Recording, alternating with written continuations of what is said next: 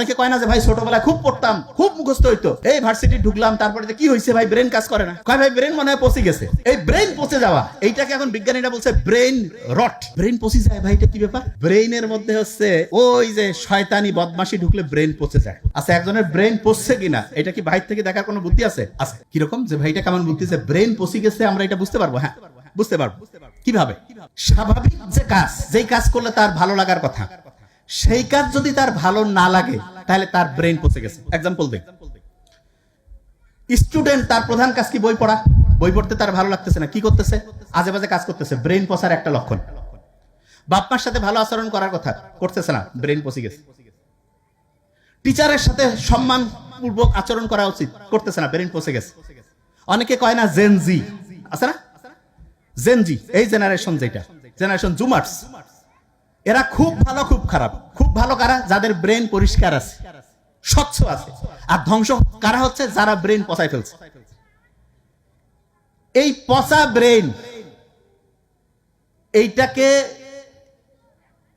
পরিষ্কার করে, সার্ফেক্সেল দিয়ে পরিষ্কার হবে? নো। এটাকে পরিষ্কার করার জন্য আল্লাহ খুব অসাধারণ একটা বুদ্ধি দিছে। যার ব্রেন পচে গেছে সে যদি এখন চিন্তা করে যে ভাই আমার ব্রেন তো শেষ, আফসোস, মন খারাপ, ব্রেন আরো পচতে থাকবে, তাহলে এই পচা ব্রেনকে পরিষ্কার করবো কি করে? অসাধারণ একটা বুদ্ধি আল্লাহ দিয়েছে।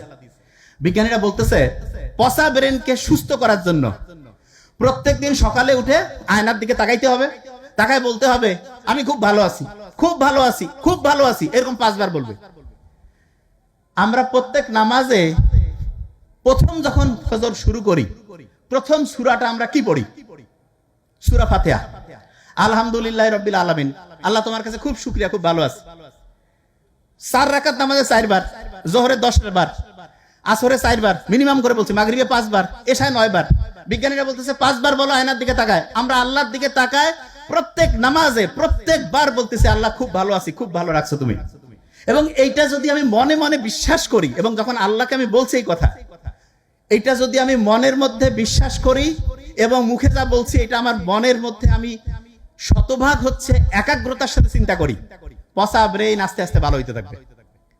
তার মানে যে কেউ যদি তার পচা ব্রেনকে ভালো করতে চায়, তাহলে তার প্রথম কাজ ঘুম থেকে উঠেই, এটা কিন্তু ধরবো, ইম্পর্টেন্ট, ঘুম থেকে উঠে আলহামদুলিল্লাহ, শুকর আলহামদুলিল্লাহ, উঠেই তার সাথে একটা কাজ করতে হবে, ধরবো, খুব ইম্পর্টেন্ট। সেটা কি? যে যে অবস্থায় আছে, কেউ শুয়ে থাকতে পারি, বসে থাকতে পারি, বুক ভরে শ্বাস নিতে হবে। যে ভাই শ্বাস নিলে ফির আবার কি লাভ? আমাদের যে মাথা থেকে শুরু করে গোটাল বডিটা, এটা চলে যেই জ্বালানি দিয়া, তার নাম হচ্ছে অক্সিজেন। 1 নাম্বার অক্সিজেন হচ্ছে ওই যে গাড়ি চলার জন্য যেমন পেট্রোল ডিজেল লাগে, আমার গোটাল বডিটা এবং তার হেড অফিস ব্রেন চলে হচ্ছে অক্সিজেন দিয়া। অক্সিজেন যত আমি বুক ভরে নিব, পিওর অক্সিজেন যাবে। নেই একটু ভালো লাগবে? নেই না কেন?